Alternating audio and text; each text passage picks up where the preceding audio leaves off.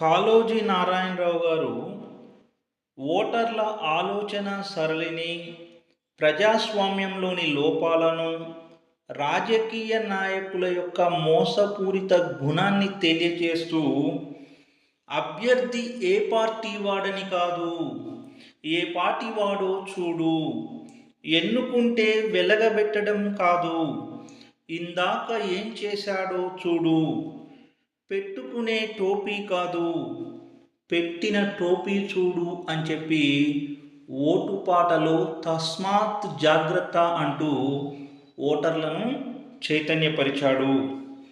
కాళోజీ స్థాపించిన సాహితీ సంస్థ ఏది అంటే వైతాళిక సమితి.